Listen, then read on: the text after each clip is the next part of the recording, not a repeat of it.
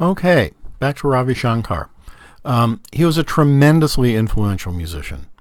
He was seemingly everywhere in the world. He had a profound influence on popular music. George Harrison of the Beatles studied with him and introduced the sitar into Western pop music. The jazz musician John Coltrane was incredibly influenced by Shankar's recordings of Indian classical music and named one of his sons Ravi Shankar, or Ravi Coltrane, as a very important jazz saxophonist in his own right and is active today. But part of Indian music coming into the Western consciousness during the 1960s, a lot of this was associated with the hippie movement, with flower power, with the birth of kind of world consciousness. But it is a little bit jarring. And what I want to do is just play a couple of clips, or part of a couple clips, and maybe talk over them too, of things from the 1967 Monterey Pop Festival.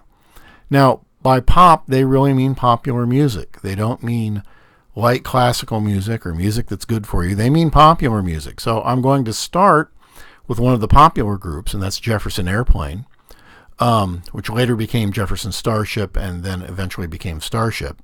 So I want to listen to a little of them, and then cut to the excerpt of Ravi Shankar playing, and put yourself in the mindset of someone going to Monterey Pop in 1967 to see Jefferson Airplane and Janis Joplin, and I think Hendrix was there, and in the middle of that having Ravi Shankar's set.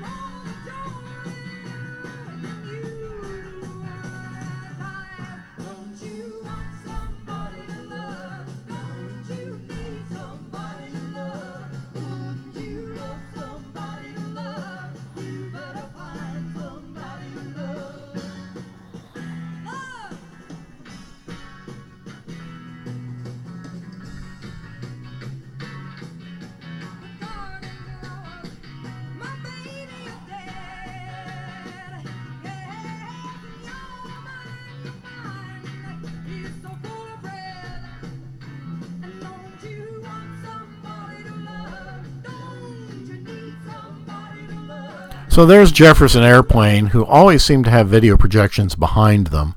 There's a very famous one of them doing White Rabbit with all kinds of psychedelic things going on behind them. So you've gone there to see that. Down here in the corner you see Janis Joplin doing Ball and Chain for Monterey Pop.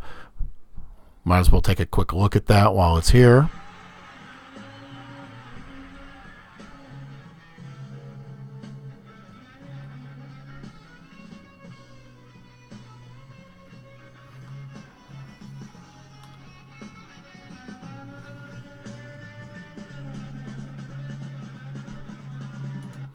And somewhere in the mix, we had this.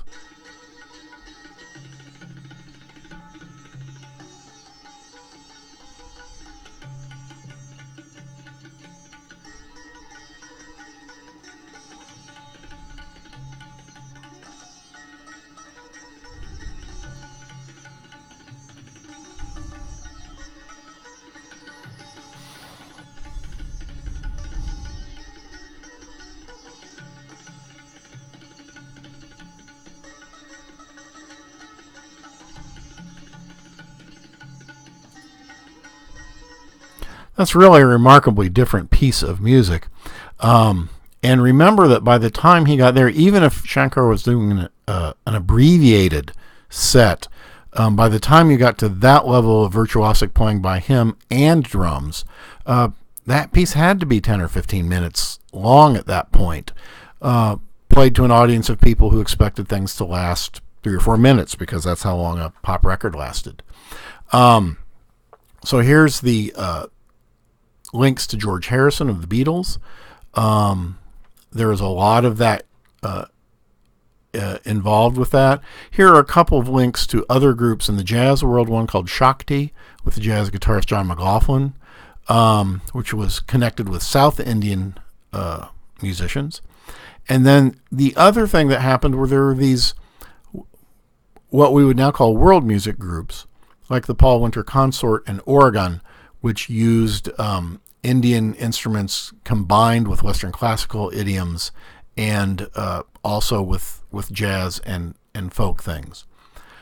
We also have an influence more philosophically than technically with classical avant-garde composers, especially people associated with the Fluxus movement, like Lamont Young, who used some of the drones and the microtonal tunings to create music that was really quite remarkable. Terry Riley also drew on this. He's most famous for a piece called In C, which is a series of fragments that involve a group improvisation. I don't really think it sounds particularly Indian, but philosophically they were drawing on that. So I suppose that we'll have to take that. And that is kind of an ending of India for today. So I'm going to let it play out just a little bit more on Monterey Pop, and I'll put a few links in the folder.